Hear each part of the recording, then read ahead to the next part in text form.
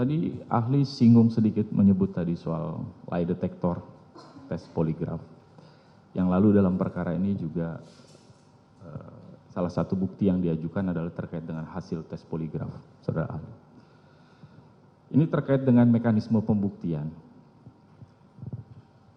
Di dalam melakukan pemeriksaan, saudara ahli, ada peraturan Kapolri nomor 10 tahun 2009 yang menjelaskan mengenai persyaratan pemeriksaan pada saat proses penyidikan termasuk dalam penggunaan poligraf.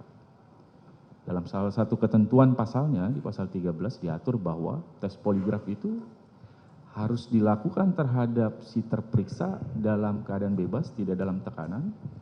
Kemudian harus ada pemeriksaan medisnya, juga laporan psikologisnya, baru bisa dilakukan tes.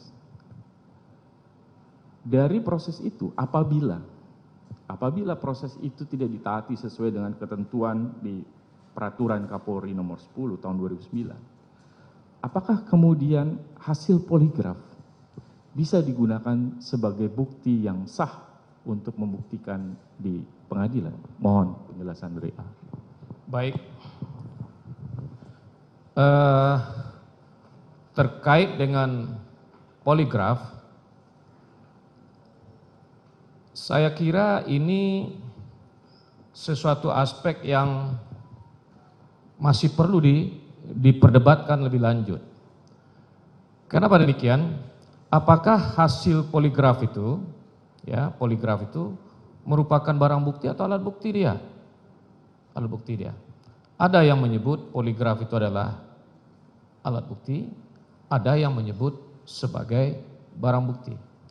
Tapi meskipun demikian, proses penemuan atau proses untuk mendapatkan hasil tes poligraf itu tentu ada aturan yang mengaturnya, yang harus diacu. Ada standar prosedur yang harus diacu. Seperti tadi saudara penasihat hukum menyebut ada Perkap Polri, Perkap Kapolri, yang mengatur tentang dengan cara bagaimana orang diperiksa. Kalau seandainya hasil yang diperoleh itu dengan cara-cara yang bertentangan dengan aturan hukum yang mengaturnya, maka tentu hasilnya itu tidak bisa diterima sebagai bukti. Kenapa demikian?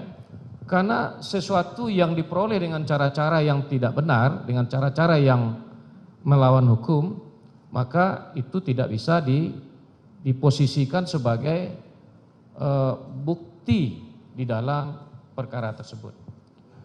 Saya teringat sebuah teori yang sudah berlangsung atau sudah ditemukan sejak tahun 1920-an kalau saya tidak salah, dalam perkara pidana di Amerika. Saya lupa perkara pidana apa. Teori itu adalah teori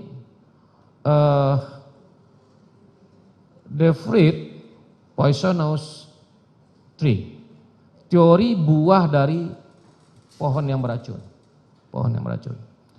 Jadi kalau seandainya pohonnya beracun, apapun yang dihasilkan dari pohon yang beracun itu pasti akan beracun juga.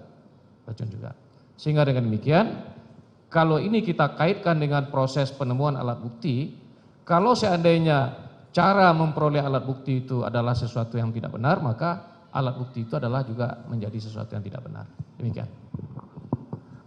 Boleh dilanjutkan sedikit, Prof. Konsekuensinya apa kalau kemudian itu menjadi alat bukti yang tidak benar dalam konteks mempertimbangkan nanti dalam pemidanaan? Konsekuensinya apa ini dalam?